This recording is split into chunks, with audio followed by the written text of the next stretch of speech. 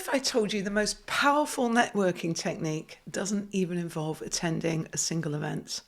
Let's admit it, most of us hate the idea of networking.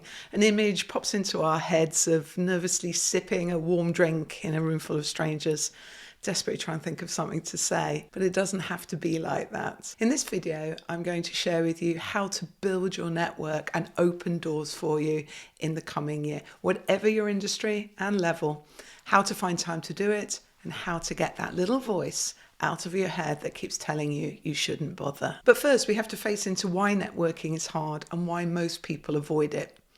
I have a friend who is very successful, has had numerous very senior roles in consumer product companies, runs a successful non-profit on the side. It seems like everyone knows him, he knows them, everyone likes him. I have never heard a bad word said against him. And whenever I talk to him, I'm always inspired. I always learn something new. And he's always saying, you know who you need to talk to? And with that, after the meeting, straight into my email comes a connection email with that person. He makes it look effortless as he builds and grows his network. But what I know is that takes real effort. And he does it because he knows that's the way to get things done in the modern workplace, indeed in life. You see, people work with people, and the more we can connect with others and align them with a sense of purpose and trust, the greater the strength of that bond. In this book by Britt Andrietta, it's called Wired to Connect, she explores the brain science behind this and how the modern workplace today is a network of teams. She explains how we are literally wired for connection, and because we're inherently social beings, people seek connections with others for several important and deep reasons. Right the way back through our evolution, connection and being part of the tribe was part of our survival and well-being. So our need to connect is as powerful as our need for food or water. Connection gives us emotional support, providing a buffer during difficult times, and addresses our profound need to feel part of something larger than ourselves. Our brains are wired for social thinking. We learn more and faster with others, including about ourselves, and we like to achieve things with others. Despite this pull, we're sitting in a world where people are finding it increasingly difficult to connect with each other. When I ask clients what is stopping them, the first answer is normally always time constraints. We're just all busier than ever before. Therefore, making traditional networking events seems even less appealing. But dig deeper, there are often other common symptoms. We're using our phones all the time for everything. It's just harder to build genuine relationships in virtual settings. Standing out meaningfully in a sea of LinkedIn connections and email introductions can be very difficult. The result is we have an increasingly lonely population, and I meet people who are genuinely anxious about reaching out and connecting with others. The thing is, mindset is key. Like my friend Sam, you need to know why you are doing it in order to counter the many reasons that might pop into your head to tell you not to do it. And you need to be willing to take a little rejection if the person says no or ignores your request when you reach out. Let's face it, they are probably also really busy and having similar worries. But when it comes to getting work done and succeeding in your career, you can no longer rely on the old way of working within strict functional structures to get things done. It just all takes too long. And this is where people who can build a network and work within that inside their organization and outside do so well. Being able to connect with others, solve problems, will help you achieve your career goals faster than anything else. Everyone can feel nervous about connecting with people we don't really know.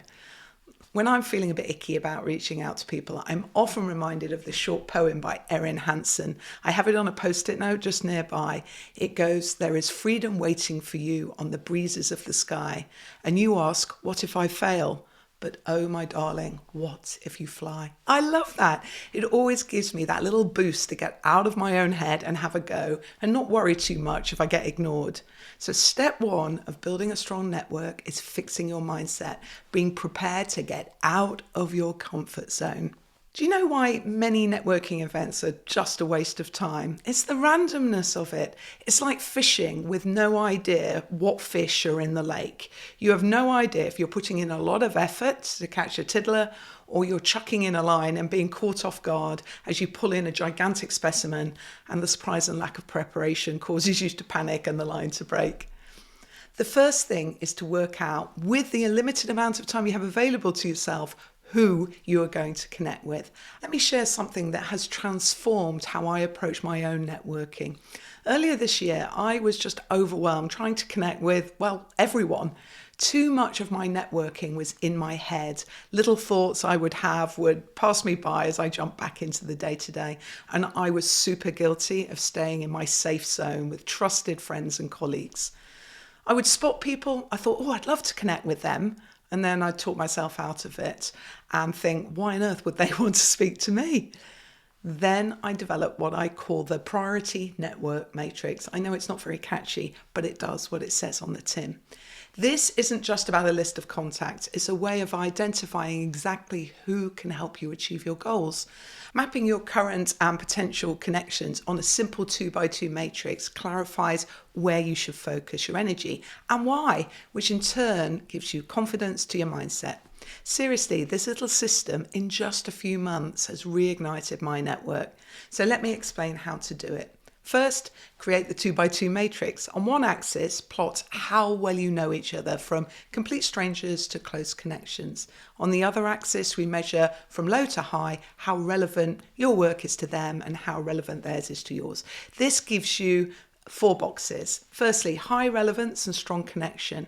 These are your priority connections. The strategy here is to deepen the relationship and collaboration through joint projects, regularly chatting and exchanging knowledge and helping each other. With these people, you should schedule quarterly deeper conversations to ensure you keep that connection and maintaining that strong relationship. Secondly, high relevance but weak connection. These are your growth opportunities. These are people who you need to build a deeper relationship with. The strategy here is to create plans to reach out and then nurture that relationship into a stronger and more sustainable one. Tips to make this valuable segment work is to be confident in proactively reaching out and connecting, but you could offer ways to work together, to collaborate with each other, help each other. Thirdly, low relevance but strong connection. So these are your network assets. This is the comfort zone, and this is where I was stuck in for a while. It's valuable, but it should not consume all your time. The strategy here is to maintain appropriate contact through light touch points. Have lunch, create social moments. These connections might become more relevant as your career evolves. They are also great when you need another perspective and support from a trusted colleague or friend. Finally, low relevance, weak connection. This is your background network. This is the minimum effort zone. You might connect through social or group activities. Focus your energy elsewhere unless things change. So this matrix helps you prioritize your networking efforts, and it will save you time. And when I did this, as well as recognizing I spent way too much time in my comfort zone, I also learned that there was a gap in my growth opportunities box, particularly with regard to my YouTube work and developing a digital business. There was hardly anybody in there. I thought about some people here on YouTube that I follow and admire, and that I thought, oh gosh, I'd love to be in their orbit. One really stood out, and I just decided to reach out and ask if he would be willing to have a chat. Well, that was so good that I am now being coached by him next year. I am so excited about it. I know that I'm going to learn so much from this person. So if you see those gaps, think who could help you and just send them that email. If you work in a big business, as I know many of my audience do, you may spot key cross-functional colleagues in this growth opportunity box. This is such a valuable area for you to develop, as it directly relates to work increasingly being conducted in networks of teams. So you'll be getting ahead if you put your energy here. If you then come across an event where you know a lot of growth opportunities will be, you go to it much clearer why you are there. Perhaps do a little research before, read the delegate list and spot the people you feel would be most valuable, and then hunt them out. You will be much clearer why you're there and what you want from it. It's fishing for the right fish with the right gear, as it were. So we now know who we are targeting, but without the next strategy, you still may not succeed. How often have you met up with someone by accident, have that short moment of enjoyable connection and finish by saying, "Oh, we must meet up and have a proper chat." And you truly mean it in that moment, but then back in life, it drifts from your memory. I have an ex-colleague, and every now and again we would email or comment in each other's posts on LinkedIn, and we would say, "We should get together, properly catch up." I learned this year that she had died, and I felt so sad for her and for the missed opportunities. We are all busy, so if we want to avoid missing those chances of connection, we need to get the idea out of our heads and build a system to keep people front of mind so we know who we are connecting with and when we are going to do it. For my new process, the starting point was building a list. So I built mine in Notion. It is a people and conversations list, and it's a simple database of contacts, and it reminds me who they are, any notes about them and our meetings, and prompts me when I need to connect next.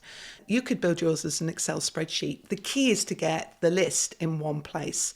As I built this, I was inspired by Ryan Serhant, him of Netflix Selling Manhattan. In his book, Sell It Like Serhant, he describes the 3 F's of networking that focuses on building and maintaining relationships. The 3 F's he describes stand for, number 1, follow up. This is the initial contact after meeting someone new, and it involves reaching out immediately afterwards and usually by email to reinforce that connection. The goal is to add that person to your total network. The second is follow through. This step involves maintaining relationships by consistently delivering on promises and responding to inquiries. It's about being reliable and building trust over time. The third group is follow back. This is the ongoing process of keeping the conversation alive. In his case, he's talking about clients, so it's about maintaining a connection, even if the person doesn't immediately become a client. But it also includes reaching out to people you have perhaps lost contact with, touching base with people you've worked with or interested parties, and consistently re-engaging with contacts. The idea is to maintain those connections for potential future opportunities.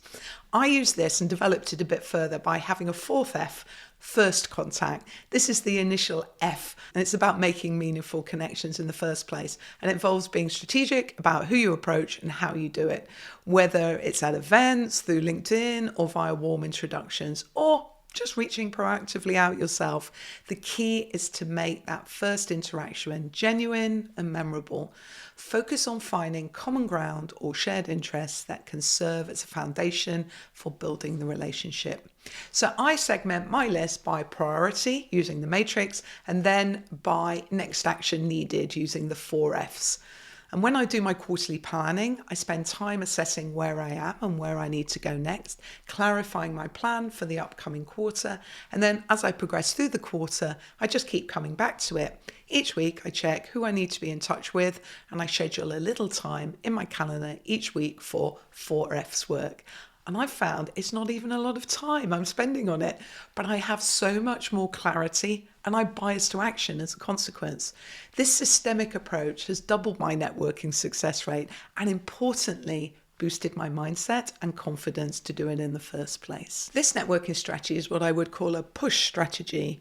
You need to take the initiative and action to push towards connecting with other people. But there is another pull strategy that over time could equally bring value to your network. Here's an amazing statistic. Less than 1% of LinkedIn users post weekly. This is your opportunity. Think how you could stand out if you made just a little effort, just 1 post a week. Now, I don't particularly like LinkedIn, and I don't like the user experience much, but I cannot deny that my target market of ambitious managers like yourselves are all on it. And in the last few months, I've been experimenting with it. But in the next year, I'm going to up my LinkedIn game. The action I recommend is, instead of just reaching out and pushing, start pulling people towards you by posting thoughtful content. The key is to commit and be consistent. 3 content templates that I have experimented with and have worked wonders for me are sharing the story of a specific win or lesson I've learned, because people love real stories. Secondly, posting industry insights with your own perspective on it. That could be a news article or a report, and create how-to content that solves a common problem in your field. If you are even braver, create short videos, because these have strong cut through, and LinkedIn is focusing on more video. I'm implementing these exact strategies as part of my 2025 plan. So perhaps you can connect with me there and we can see how we all get on doing it in the coming year. Although now you know about how this system can help you grow your network and that it takes just a little consistent time to make it work, you won't be able to properly apply it until you make sure that you get that time in the first place. So I'd watch this video to truly understand the valuable time management strategies that every manager should use so that you find the time to make sure you grow your network.